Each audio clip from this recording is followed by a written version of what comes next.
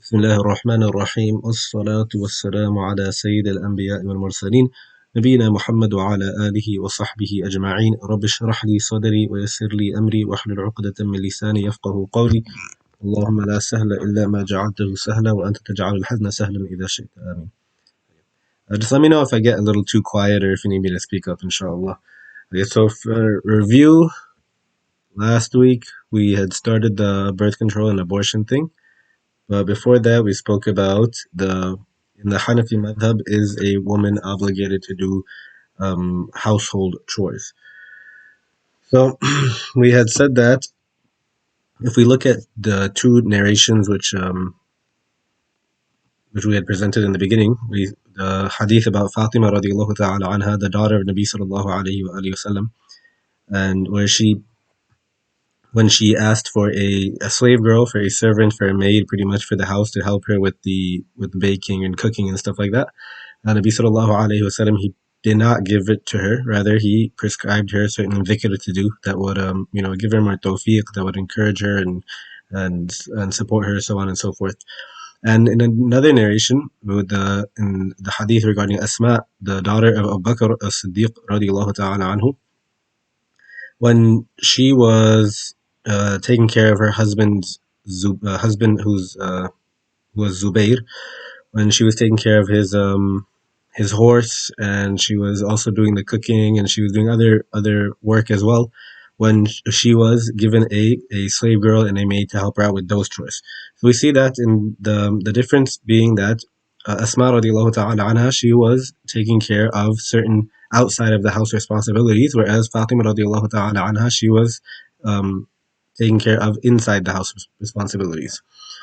Additionally, do we see that here, let me read what I have. There's also other. Is khidmah wajib on the wife? First off, it is ridiculous to suggest that there's nothing which suggests that a woman has to do any household chores. So, and at least two out of the four madhahib have aqwal saying that it's wajib on her. And these are legitimate opinions. So it's not a desi or a culture thing, as we had mentioned. So what is obligated and what isn't? So we've seen ourselves that it's the women who do the household khidmah, as I just said in the narration of Fatima radiallahu ta'ala anha, as well as Asma radiallahu ta'ala anha, she was still doing the household chores as well, on top of the outside work. So the feminists will argue that it's an injustice. So to argue this, that would mean that Rasulullah sallallahu alaihi wasallam was witnessing an injustice in his entire life and decided not to address it, which is of course, na'udhu billah, incorrect. There's also other certain proofs that show that a woman is obligated to kind of run the household affairs and take care of the household chores. The one I just mentioned with Fatima radiallahu ta'ala anha, Asma radiallahu ta'ala anha, Jabir radiallahu ta'ala anhu, where he was a young man and he married a much older woman. Why? Because he realized that he needed like an older wife to help take care of his family because his father had passed away. So he needed someone to take care of his younger sisters. That's another one. We have كلكم راع وكلكم مسؤول عن رعيته. That Nabi sallallahu alayhi wasallam said that every single one of you is like responsible, and you will be asked about that which those people and those matters that you were responsible over. And in that narration, he says that the wife is responsible over her husband's property and his house. We say that the Hanafi and the Malikiya understand that Asma was doing extra kharij al-bayt, outside the housework, and that wasn't her responsibility, therefore she was given a slave. Likewise, let me just skip a little bit. The exceptions are a woman who is actually incapable, perhaps she's handicapped or something, or a woman whose class is that she's never worked a day in her life. So her class of people have maids and whatever. And like I said, the ishkal was that, a lot of young women nowadays, they kind of aren't doing as, their moms basically take care of the house. So then that itself is not a proof against us, it's a proof for us, because it means that when she's expected to get married, she's expected to take that same role and same position. Continuing on, okay, let's skip that. So in the madhab, the earliest scholars say that it's not wajib, but Samarqandi from the 4th century, Ashab al-Takhrij, I believe, he says that the difference between the wujub is in terms of qada and diyana, meaning that the early Hanafi scholars, when they say that it's not wajib, they were talking about qada'an, whereas, as Samarqandi, as he's saying, it's his job actually in the madhab to kind of figure out exactly where do certain opinions, is there limitations to them? Are they completely general, or are they muqayyad? So that's what he's doing here. He's saying that it's not mutlaq, it's muqayyad. He's saying that it is not for, it is only for qada. When they said this, that they were talking about, it's not wajib qada'an, but diyanatan, she is responsible and she will be asked about it on the day of judgment. Okay. Any questions regarding it? So some Malikiya, same with the Malikiya. The Malikiya are on our side with this one. Some Hanabila, and the Shafi'is pretty much across the board are the ones who say that it is not wajib on her. And that was pretty much that discussion. As for, I don't think we got too much through the birth control and abortion thing. Yeah, hold on, let me just turn my cam off for a second. I have to kind of read off the picture that I had sent from Mufti Muhammad ibn Adam al-Kawthari's work. So just bear with me for a little bit, inshallah. You can still hear me? Yes. Okay, cool. All right, so birth control and abortion in Islam. So just a quick review, inshallah, of the birth control part. So from at the end of the book, he has a 10-point summary of the entire book. So he says that one of the primary objectives of marriage is procreation. Children are a source of mercy granted by Allah Ta'ala, and they are a means of coolness for the parents' eyes. Thus, in general, one should abstain from practicing birth control if there's no valid reason to do so. Great. Number 2, there are 2 types of contraceptive methods, irreversible and reversible. The irreversible method is carried out by a sterilization operation known as a vasectomy on the male and a tubectomy on the female. So we said that, okay, hold on, he'll bring that up. Reversible contraception refers to the employment of various temporary methods of contraception, such as coitus interruptus, also known as azal in Arabic, oral contraceptive pills, condoms, intrauterine devices, injections, and spermicidal jellies, if I'm pronouncing that word correctly. So now, what's the hukam? What's the ruling on irreversible and reversible contraceptives? So that's what he just described what they are in that point 2. Point 3 says what the hukam is. Irreversible contraception is totally unlawful, haram. Why? Because this is qiyasan. This is like basically the analogy is that just like how Nabi sallallahu alaihi wasallam forbade what's the word? Castration. Yes, he forbade castration amongst the Sahaba. He told them that they're not allowed to do it, that it's musla, that it's mutilation, really, that you're mutilating the body that Allah Ta'ala gave to you, so it's not allowed. Likewise, the analogy is that because you're changing your reproductive organ, or exactly what the process is, whatever that is, but it's the same exact thing as castration, that you're not going to be able to procreate, but you'll still be able to have intercourse.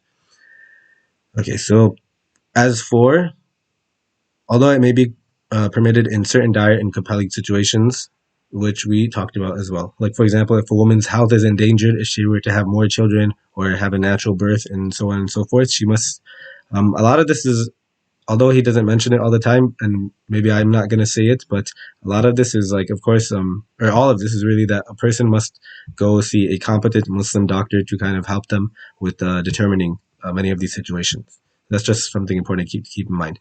Reversible contraceptives like condoms, birth control pills, etc., are in the hukm of azal, coitus interruptus, where before the man is to ejaculate, then he would remove himself from the private part of the female so that he doesn't ejaculate inside of her to get her pregnant. So this is considered makruh tanzihi, as he says. So that's point number 4. Reversible contraception is considered to be somewhat disliked, makruh tanzihan, if practiced without a need, and permissible if practiced due to a need. This permissibility is only for individuals and personal needs. Thus, to strive for population control cannot be permissible under Islamic law or principle. Okay, forget that part. What are some acceptable reasons of practicing azal, of practicing this of coitus interruptus? So Mufti Shafi, he says that some acceptable reasons are if the woman is too weak or ill to sustain a pregnancy, or if she's in an area of no stability or security, or when the chance of divorce is likely. Practicing contraception out of fear of poverty or any other non-shari'i compliant reason is impermissible. That's important to keep in mind as well. I think this is where we left off, so let's just continue from here, inshallah. Point number 5. Forms of reversible contraception that prevent pregnancy after the egg has been fertilized. So that's key word right there. After the egg has been fertilized, such as the morning after pill, will not be permitted except in certain limited medical circumstances. Will not be permitted except in certain limited medical circumstances. Okay, let me find my notes for this part, which is okay. As for the ruling on employing the loop or morning after pill or any other method that may act after the egg has been fertilized, it is different from the general ruling of reversible contraception. Reversible contraception is generally permitted with a slight degree of dislike, as we said, makruh tanzihi.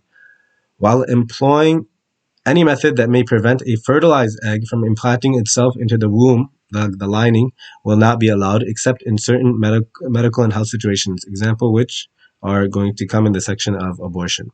So the key difference here is that something like a condom or would pretty much not allow is the barrier between allowing that the sperm to reach the egg of the woman. Whereas over here, what's happening is that the egg has been fertilized and it has a potential to actually become, after 9 months, become a human being.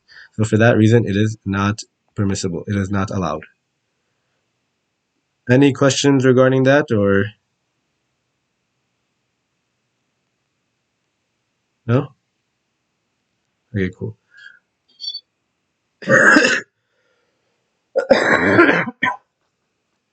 Sorry, my cough is still a little bad, unfortunately. Please make dua.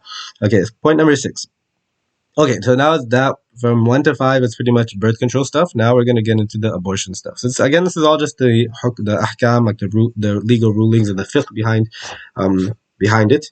And inshallah, right after this, we'll go over some of like the logical explanation. And obviously, like we said, this is a huge, like a hotly debated topic in America between the right and the left. So it's inshallah, we'll go over some of like the actual logical, the process of why it's not okay, why it's not morally okay.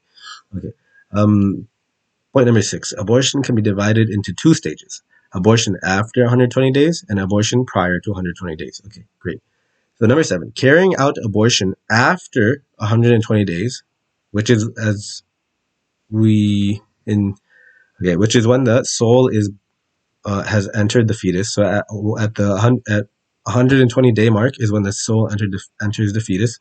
So to perform abortion after that, it is considered totally unlawful by consensus. Excuse me. And it is considered to be murder. Okay, so now, where is this all coming from? Okay, because why is it going to be haram? Because now that there's a ruh, a soul in that being, in that fetus, in that baby, to kill it, to abort the baby, is like just killing any other human being. And of course, what is that called? Of course, that's called murder. So that's the reason that this is haram. Again, as we said, we'll go over some of the aqli dalail later. Carrying out an abortion after 120 days when the soul has entered the fetus is totally unlawful by consensus and is considered to be murder. Let me just check to see if I have any other notes. Yeah, no, nothing really. 4 months, 120 days. The proofs for the whole how do we know that the ruh enters the fetus at 120 days? There's a hadith in Sahih Bukhari 3036, hadith number 3036, 3036, as well as Surah Al-Mu'minun, ayahs 12 to 14. Surah Al-Mu'minun, 18th juz, 12 to 14. Okay, once the fetus has reached 120 days, abortion is haram and tantamount to murder. The fetus now has life. All four madhahib, okay, this is something that's not written in the book, on this page specifically. All four madhahib are unanimous that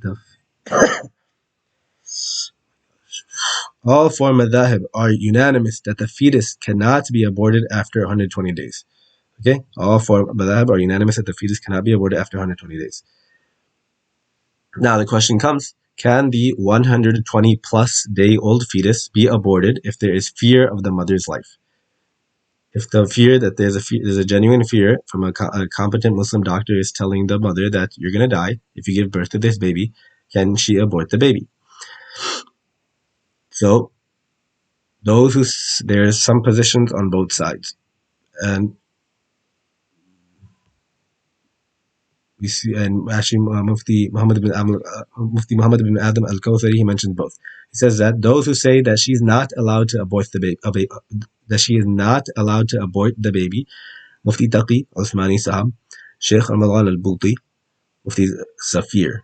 I believe you guys are probably familiar with Mufti Taqi, so he doesn't need an introduction. Sheikh Ramadan Al Bouti was a great Syrian scholar, I believe. Syrian, right? Yeah, I think he was Syrian.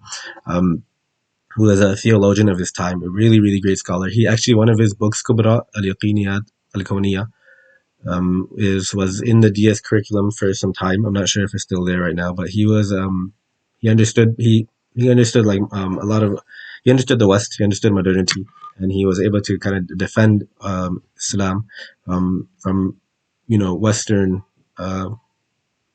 thought that was creeping into the people of his locality. Mufti Zafir, I believe. I mean, I don't know much about him. From what, if I remember correctly, in the book he mentions that this is the head Mufti of Darul Deoband at whatever time this was. So they argue. Okay, so these three individuals, and I'm sure many others, say that it's not okay for this woman to abort the baby even though her life is in danger. Why? They argue that the Sharia does not allow taking one life to save another.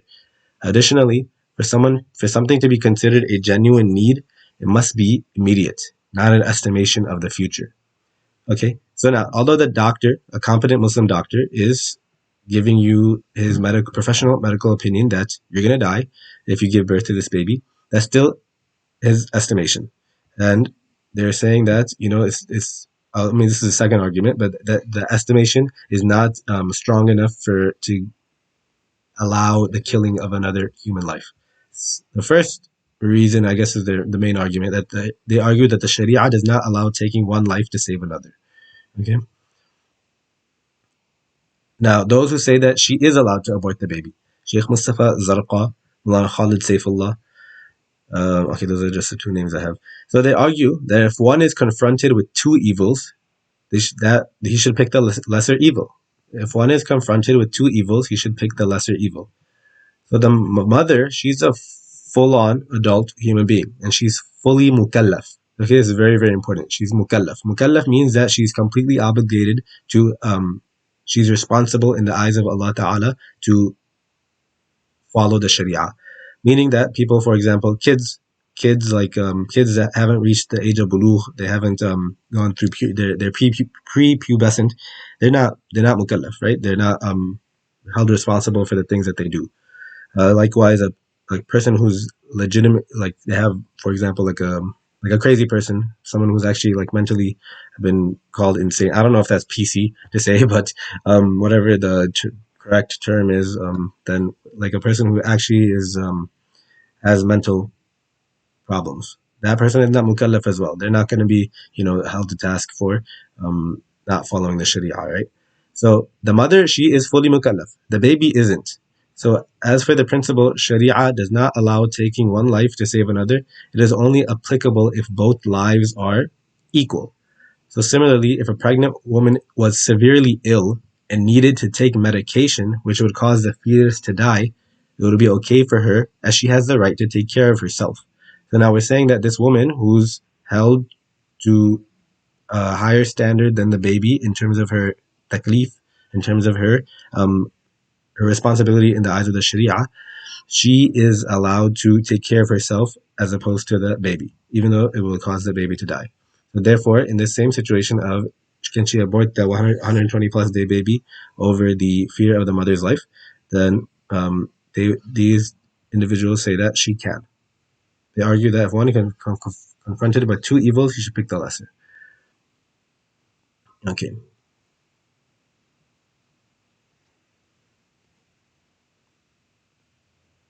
What is the preferred opinion? I'm not sure, actually. I would guess to say probably the first one. That it's not okay for her to. abort the baby. I'm not sure. Okay, as for the abortion before 120 days, it is still haram, but it will not be classified as murder because there's no ruh or soul in the baby. So, the fetus. Therefore, it's not like you're killing a human being, a full-on human being that has a soul and everything. But it's still haram, and it's definitely fi bab al musla. It's definitely mutilation as well, and it's still completely sinful. And a person, but yani the person just can't be charged with murder. Is my point. If a person was to kill a woman and the fetus ends up dying, but it's a fetus that's 100 younger than 120 days, meaning that person is just charged with one murder, not two. It is worth remembering here that the reason why abortion prior to the soul entering the body is also not permitted is that the fetus is considered to be part of the mother's body, just as one's very own life and also all the limbs and organs of the human body are a trust given by Allah Ta'ala. So too is a fetus a trust given to the mother. Hence, she will not have a right to abort it. So that's a religious argument that we can make to certain people, but that doesn't really fly with a lot of people. So like I said, just we'll go over some of the Aqli Dalala in a bit. So where was I in this?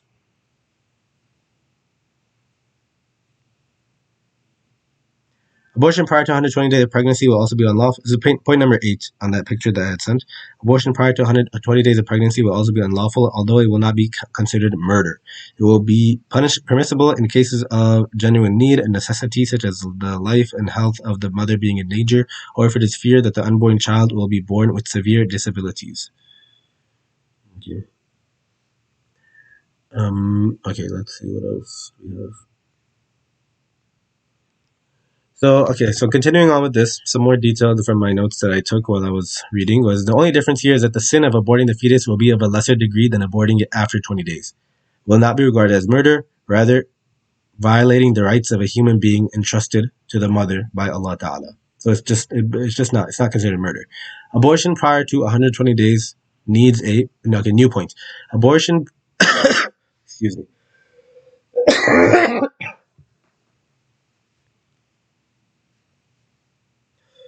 Abortion prior to 120 days needs a valid excuse. There are two types of excuses that could possibly fly: those that affect the mother and those that affect the unborn child. So now, those that affect the mother. So, for example, it's something that endangers her physical health, her mental health, pregnancy caused by rape, which I'm not so set on, which I would disagree with. A woman who is severely crippled or suffers from mental illness and is in no position to take care of herself, unless she's able to put the baby up for adoption, which then she would not be allowed to abort the baby. So it even endangers her mental health. I wouldn't think that that's a good enough reason to abort the baby either, as you know that's like kind of that's um, throwing the baby out with the bathwater. No pun intended.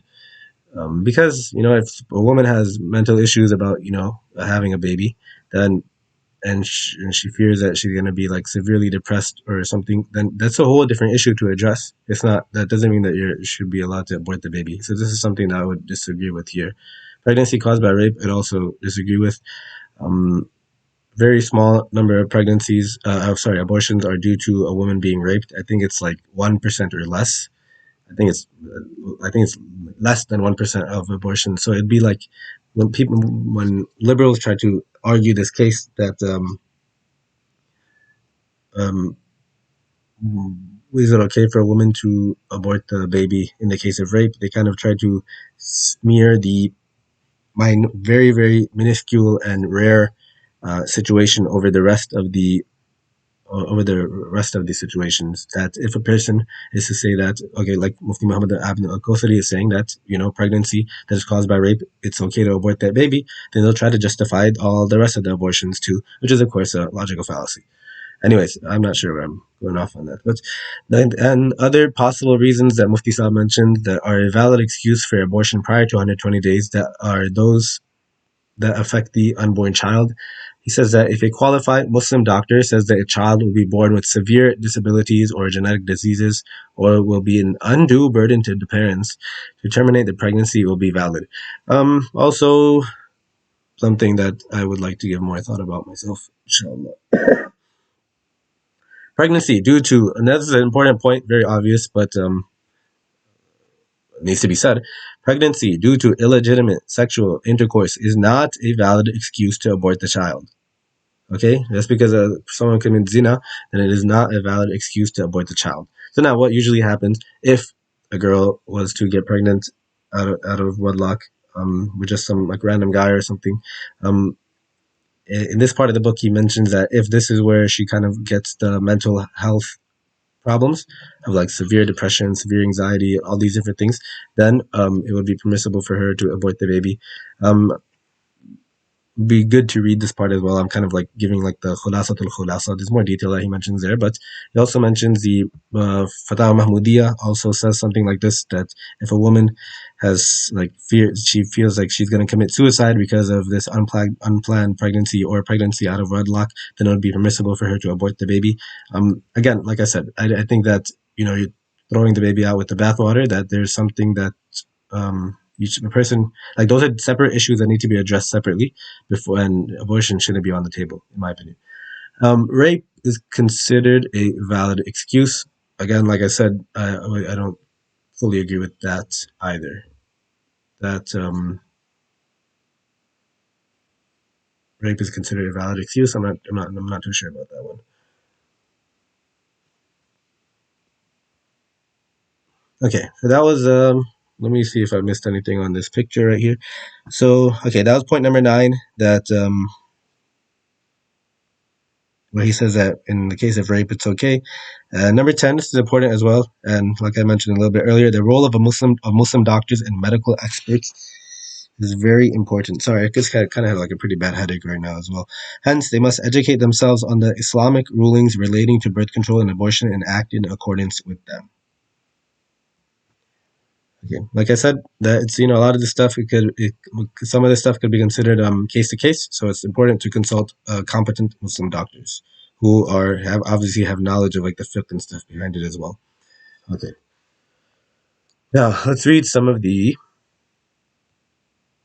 aqli dalail, the or like the for not if, arguing like in the case of from like the side of like religion and stuff is pretty easy.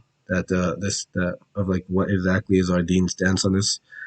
But what's like how can we prove this just logically that abortion is not okay? So in the paper that I had wrote, I believe it was 6th year, no, maybe 5th year. I wrote it.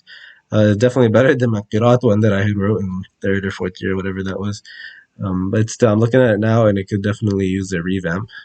But inshallah, we can just go through it pretty quickly. So in the political landscape, okay, so I started off by just mentioning how this is a very hotly debated topic between the right and the left. Notice how that there's the left adopt the motto of pro-choice and the right adopt the motto of pro-life. Notice how both are pro something and neither being anti. They don't say that. It's not like the pro-choice say are called anti-choice by the right, or that the anti-life. You get what I'm saying. It would seem as both parties genuinely believe that their position and policy to be correct and better suited for the American populace. So in this article, we're discussing the intellectually consistent argument of the pro-life policy, as well as clarifying juristic rulings of the Sharia, which we have already went over. So let's just go over the secular argument. So the secular argument. So to begin, the issue stems from the question, what constitutes human life? So some hold the opinion of brain function. What would you consider to be a valid human life? People would say brain function. People would say sentience, consciousness, a heartbeat. For example, these are all of life's constituents. However, if one were to hold any of these as true, if you say that a heartbeat if before an okay, I'm not sure exactly at what week a fetus that is in the womb of the mother develops a heartbeat. Let's just say it's like week 14, for the sake of example, whatever the week is. If we say that at week 14, and to commit abortion would be considered murder. Why? Because you're taking away human life. But to commit abortion, to perform an abortion before that week 14 or whenever the heartbeat comes, it's okay. Why? Because you're not taking away a human life. So people who, for example, those people who hold this belief, the reason that this or any of these, brain functions, heartbeat, sentience, or any of those, the reason that these aren't good. However, if we were to hold any of these as true, we would be defining human life in a way that does not apply to adult humans. So now, if you say that you have that a heartbeat is necessary for someone to be considered a human, for someone to be considered alive. So now, what if you have someone who is in like an old person who needs a machine to help their heart beat? So now, would it be morally correct? Would it be justifiable to say that we could stab that person or we can kill that person? Why? Because they're not producing their own heartbeat. No one's going to say that. An individual implanted with a pacemaker for something, for example, the pacemaker is something that just helps the heartbeat, would not be considered a living human being. Now, this is obviously logically inconsistent because then no one's going to say that you could just kill a person who's using a pacemaker, or I think one of the other, what did I say, sentience, for example, a long-term coma patient or someone who is sleeping, the brain function and sentience for the long-term coma patient, his brain is definitely not functioning at the same level. His sentience, someone who's sleeping, he isn't as sentient as someone who's awake. Even though you know that for example, the person who's sleeping is going to wake up in a few hours, it would not be morally justifiable to say that he's not sentient because he's sleeping. Therefore, I can kill him. So the same argument for the baby that the heartbeat or whatever it may be, they basically they create a false line over other adult humans, which no one's going to say that it's okay to kill them. Does that make sense, Soban? I think I just went on rambling over there for a minute. I apologize. Um, Also, to argue that the above mentioned examples are all individuals that have the potential to recover would be inconsistent as well. To say that, I know that the person was going to be sleeping, although I wouldn't consider him to be a human or I wouldn't consider him to be alive, but because he has the potential to return back to a living person or a human being in just a few hours, therefore, because of that potentiality, it's not okay to kill him. Well, you can make the same argument for the fetus that at any stage of its embryonic development, you know that when it hits 9 months, it's going to come out as a fully formed human being. So you can argue from the side of potentiality. Same argument applies that in the situation of the fetus, it wouldn't be okay to abort the fetus either. Others argue that the fetus does not have its own identity, and therefore it's not considered a human. In other words, the fetus is autonomous with the body of the mother, and she has the right to do whatever she wishes with her own body. Okay, so now obviously from the religious aspect, we know that this is not true. This is Allah Ta'ala gave us our bodies, and we have to respect the Sharia, what the Sharia says regarding what is allowed. And of course, there's also a thing called musla, mutilation, which is not allowed as well. But aside from that, which is what we're not discussing that, is it correct to say scientifically that the fetus is not considered its own independent human life? So now we see that statements such as these conflict with biology and science. Former bench researcher, biochemist, and biologist Diane N. Irving states that basically I have the whole paragraph there. If you I sent the doc on the group, so you can check that out. But she pretty much says that during the process of fertilization, the sperm in the oocyte, I hope I'm pronouncing that correctly, seeks to exist as such individual things, but a new human being is produced when the egg is fertilized with the sperm. So that's one thing. Additionally, we have that was taken from the Princeton article. Additionally, we have another researcher, a scientist, who says that at the moment that the sperm cell of the human male meets the ovum of the female, and then union results in a fertilized ovum or a zygote, a new life has begun. Okay, so now if you're arguing that for those, not you obviously, but if for those individuals who argue that the the fetus is autonomous with the mother and it does not have its own identity, well, scientifically that would be incorrect, biologically incorrect. Biologically, we see at the moment of conception, this fetus is its own person, possessing a unique genetic DNA code. To abort a baby at any term in the pregnancy would be to end a human life. So again, others, I think I just mentioned this a few minutes ago, that others may argue that abortion should be legal and accessible in the cases of rape and incest. According to, I don't know how to pronounce that name of this institute, but G Institute, around 1% of abortions were performed by victims of rape and less than 0.5 were performed due to incest.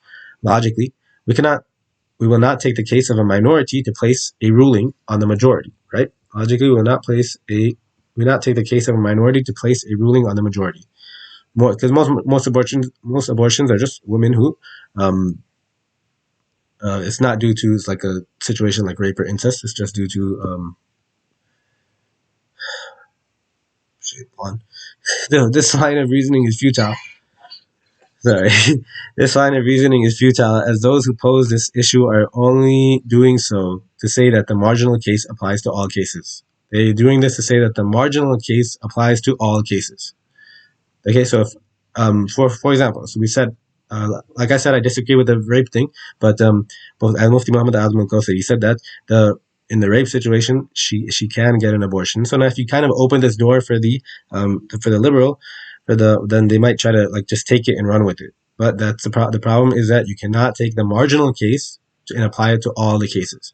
A common objection that is raised is that a man does not possess. Okay, this is that a man does not possess the right to decide what a woman can or cannot do with her body.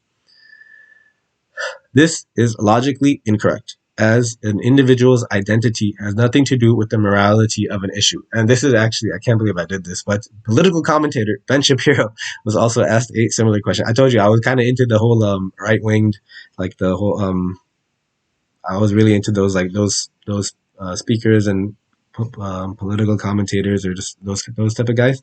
And then actually I remember this in this video of when he's asked, how do you defend your position as a white, well-off, religious man telling a woman what she can do with her body and forcing her to carrying a child? And then I remember he just went off, and he actually did a great job. He says that, okay, so how do you, as a white, well-off religious man, basically get off on telling a woman to do this? So he says that because evil things are still evil, even if I am a white, well-off religious man, and good things are still good, even if I am a white, well-off religious man. My identity. So now this is something that as men we'll be kind of asked this. We could possibly be asked this as well. That like as you have no idea what it's like or all that stuff. Yada yada yada. My identity has nothing to do with what is right or wrong. You and I can have a conversation about right and wrong because this is the nature of human reasoning. The nature of human reasoning, the nature of right and wrong is that you and I can talk about it, and it doesn't have anything to do with whether I'm white, black, brown, tall, short, from this part of the world, that part of the world. It has nothing to do with that. Right and wrong is something that our human reasoning could understand. And he says, I refuse to surrender the idea that I can have a moral stance on issues that are a concern to society simply because of the color of my skin or the nature of my genitalia. And honestly, I believe any view that believes differently is sexist, racist, and bigoted, which is very true. If a person is to say that you can't have a moral stance on an issue because you're not, or in this case, because you're not a woman, right? As a man, I, Mustafa Ali, cannot have a stance on abortion because I'm not a woman. That's sexist. How is that not sexist? Right? Okay. That was pretty much the end of that. That was, I don't know what I was thinking when I turned this in, but anyways, I can do better, inshallah. Okay, now let me just, that was pretty much the end of that. I guess I just kind of went over major ishkals, major objections that people have as opposed to like a full-on paper into it. But yeah. Let me just one last summary, and we can end with this, inshallah. I actually, I thought we'd have a much shorter class, and I wasn't even planning on starting Surah Al-Fajr. So whatever, inshallah, we can just end off with this, unless you have questions. But okay, so the summary: fetuses are innocent and defenseless human beings. To kill an innocent and defenseless human being is wrong. Okay, I don't think anyone would disagree with that. So the pro-abortionist will argue that the fetus, is not a human. So this is silly, absurd, and anti-scientific. Now why? Why is it silly, absurd, and unscientific? Because if an unborn child, if a fetus, is not a human even, then what is it? They'll say so now. Like what would be the answer to that question? They'll say that, oh, it's a fetus, it's a zygote, it's a whatever other technical biological names there are for different stages of the fertilized egg that is in the woman's womb. Now the problem with this is that it's like saying that, oh, it's this child is not a human, but he's a toddler or he's a preteen. Well, that's just a stage of human development, meaning that this uh, zygote, this newly like fertilized egg of a woman with a man's sperm, it is the one of the initial stages of human life. So it's just silly. It's and as he said, unscientific to say that it's that the fetus is not a human in any sense of the word. Yeah, now I don't. That's probably rare as well for people to argue that. Okay, so now we know that it's wrong to kill human life, and we know that the baby is a human, that the fetus or whatever stage it may be, which is the point of that paragraph, is a human. It's wrong to kill humans, to kill innocent, defenseless humans, and the baby is a human. Okay, but then they'll argue that it isn't living beings. Okay, so now the response to this: beings are either living, they're dead, or they're inanimate. Right? My sweater, my phone, my charger here. They're all inanimate things. They're not going to grow. They're not going to change. They're not going to. They might deteriorate in those things, but they're not going to become full of life. Is my point. Something that's dead. Okay, so now is the fetus inanimate? No, because the fetus grows. The fetus develops. The fetus changes. Right? It grows. Is the fetus dead? Okay, we only have three options. By process of elimination, we took out inanimate. It's not inanimate. Is the fetus dead? Okay, well, of course it's not dead because, I mean, that's the whole reason we're having the abortion. Okay, so by process of elimination, the only thing left is that the fetus must be living. So now we know that, so the three things we've established so far: fetuses, it's not correct. It's immoral to kill innocent, defenseless human beings. A fetus is a human being. A fetus is living. Okay, now they may argue if try to still come back is that it doesn't have personhood, and sorry, it doesn't have personhood as it is still developing and it completely depends on its mother. Now, like we just went over this. This draws a false line. The conclusion. This draws a false line to say that the whole, like we said, the whole pacemaker. If you say that a heartbeat is needed, then you're drawing a false line with people that need machines to make their heartbeat. If you say that sentience is needed, then, for example, a person who's sleeping, or a person who's out cold. If you say that consciousness or brain function is needed, long-term coma patients would also be considered not human at that point. So now, this draws a false line. The conclusion is that personhood is not gained, but inherent. Inherent, sorry. The conclusion is that personhood is not gained, but inherent. And if personhood is not inherent, if a human is not considered a human, is not considered a human, except for it being inherently, then why would any of our lives have value? If you say that a fetus life does not have value because of whatever the reason may be, what is it? What's so special about us that would give any of our lives value? That's pretty much the argument in a nutshell. That killing lives, killing innocent, defenseless human beings is wrong. A fetus is a human. It's living, and it is independent. It has its own identity. Therefore, all these things combined, from one step to the next step to next step to next step, it would be immoral to have an abortion. Is the argument. Any questions? Do you feel you could feel free to play like devil's advocate or something? It's all done if you have any questions regarding this.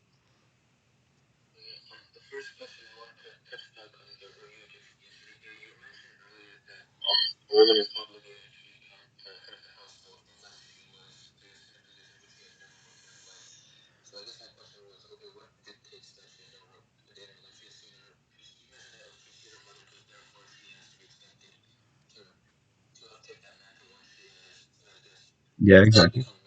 Hmm.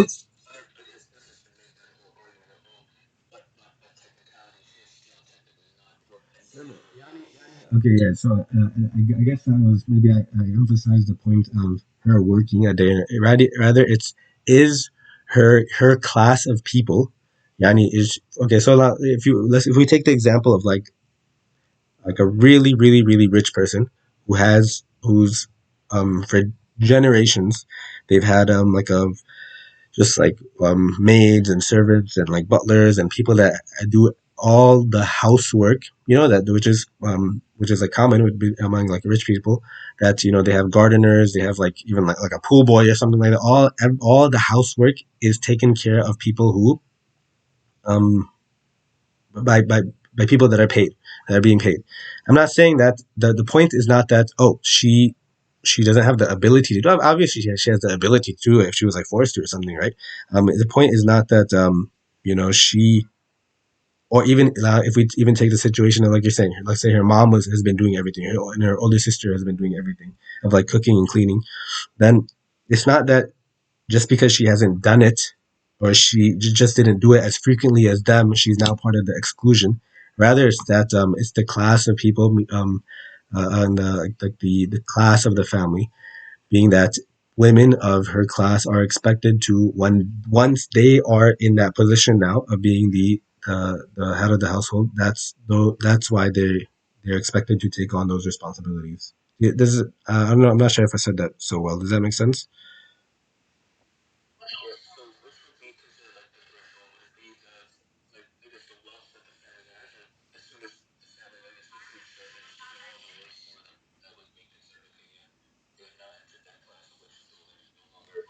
Um, it'd be they'd kind of go hand in hand. No, I'm sure there's. I don't. They- You're saying that that what's the difference between, let's say she just didn't have money, but then somehow she luckily got, like, when for whatever reason, that there's just always someone that does the work for her.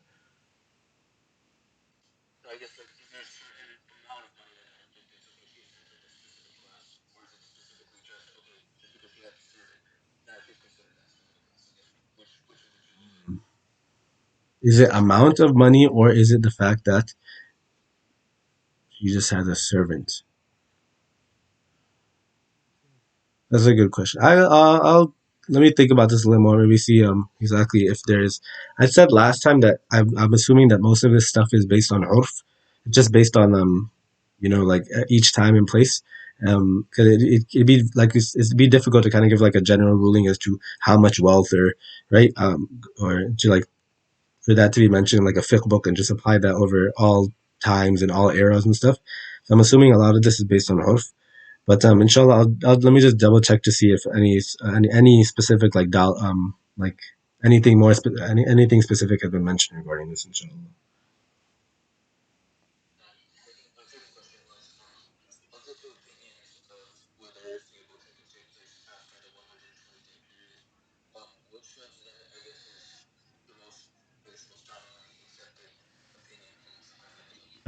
Yeah, the whole he didn't mention.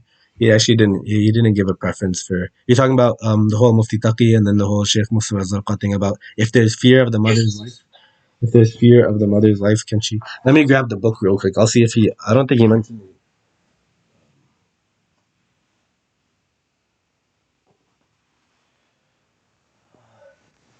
No, I had checked for it too because I wanted to. I had the same question. If abortion 120 days.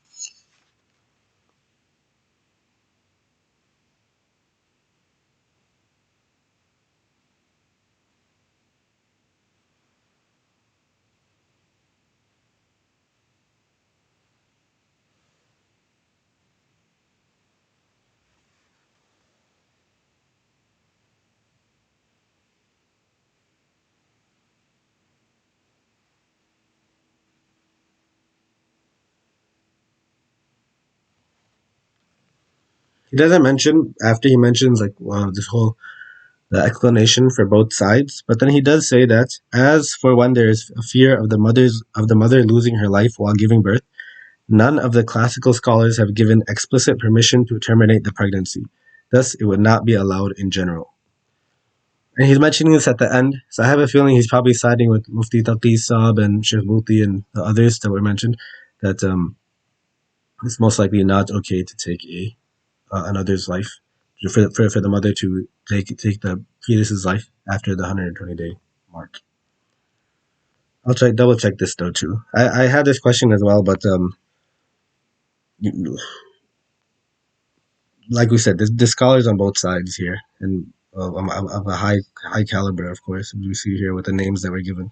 So I mean, it's hard to like say that this is the authoritative position of the Hanafi madhab on this matter. You know?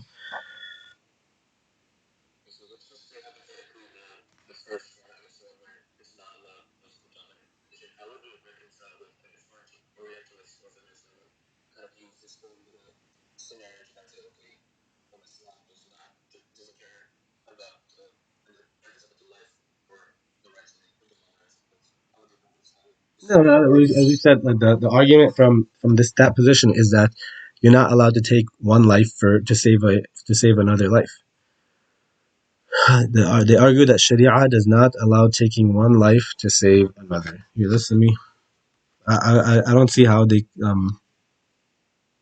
to say that like this is a woman issue. It's just like it's not even like part of the equation really. We're just saying that it boils down to, are you allowed to kill someone else to save yourself? It's not like it's not a woman thing. It's just would a person, if someone had a gun to your head and they said only way I'll let you live is if you kill that guy, you would not be allowed to do that. That's not allowed. That's morally um like you gotta die.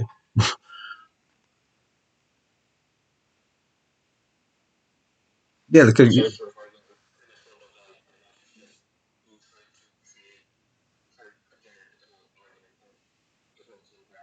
yeah, wouldn't because yeah, you wouldn't because if in that situation of, let's say a person was to put a gun to someone's head and say you got to kill someone else and that's the only way you'll live, you can't value your life more than someone else's. And on like for what reason would you have a moral justification to allow yourself to live but not someone else? Yeah. So yeah, in this it's just that now that's where the analogy applies here to the woman and the fetus.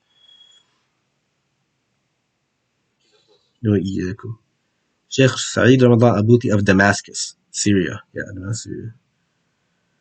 Okay, let me just see if there's.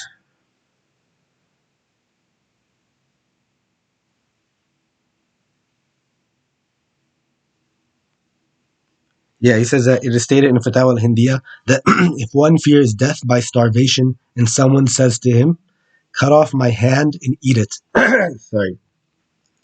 Cut off my hand and eat it. Or it says, cut a part of me and eat it. It is unlawful for him to do so. Meaning, like, he's not allowed to, because it's shut off. Allah Ta'ala has granted the human being a nobility and honor, where that to mutilate the body um, and to do something like in this scenario, cut off someone else's hand to eat it. Like some people, like those extreme situations where just like hikers get lost on like the mountains and they're just stuck there like on a snowy mountain for like days and stuff.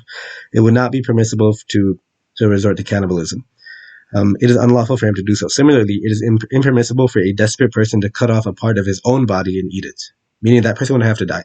The jurists have also stated that if one is forced into killing another human, it is not permissible even if one's own life is in danger. Mentioned in Badayos Tanai.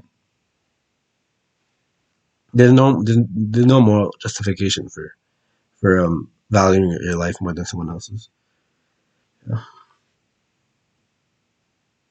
Okay. Any other questions?